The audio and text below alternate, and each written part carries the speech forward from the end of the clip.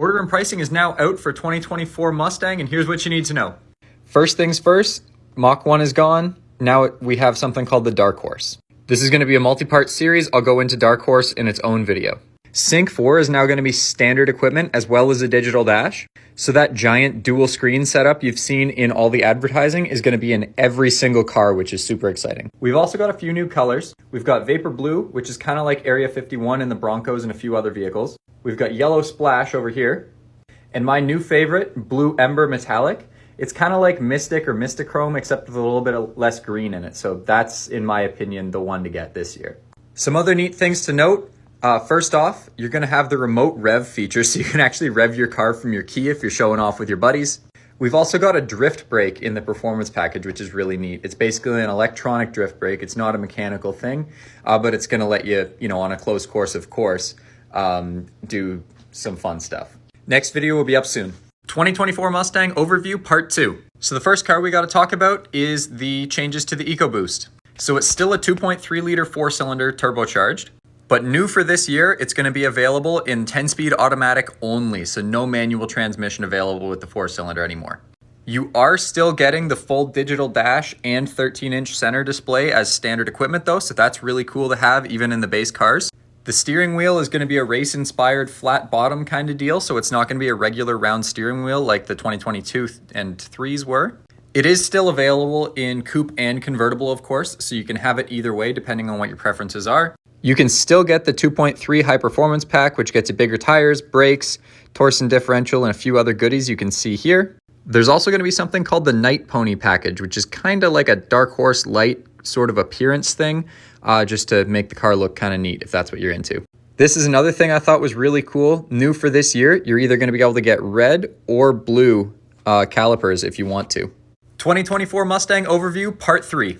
Next up, of course, we've got to talk about the Mustang GT. We're going to talk about the base in this video and the premium in the next one.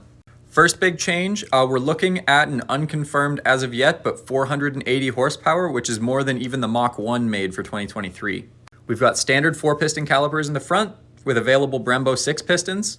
Those are actually available as a standalone option now instead of just with the performance pack as in previous years. The performance pack is going to get its own video here up next. There's just so much to go over with the performance pack and why everybody should really have it on their car that I want to dedicate its own video to it. Next, same as the EcoBoost cars, Sync 4 is standard, as is the digital dash, which means you're getting that big dual display that you've seen in all the advertising so far. The Night Pony package is available just like in the EcoBoost. You can actually get colored seat belts, which is really interesting, as well as colored calipers, just like with the EcoBoost. That does require the Brembos, which are now also available as a standalone option.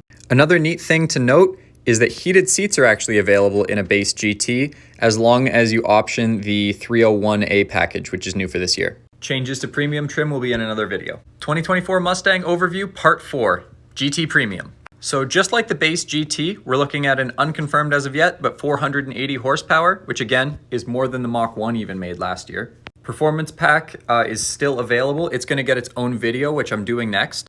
As in previous years, premium basically means leather climate controlled seats, ambient lighting, aluminum pedals instead of plastic ones, upgraded audio system, the pony puddle lights. Unlike previous years, you're not getting a bigger screen or digital dash because that's all standard equipment now, which is really cool. You can also get all this fun stuff in the 401A package. Just like in the base GT and the EcoBoost, you can get this new Night Pony package as well as the Bronze Appearance package, which you can see here. And just like the base GT, you can get colored seat belts if you get the performance pack. You can get red or blue painted brake calipers if you get the Brembos.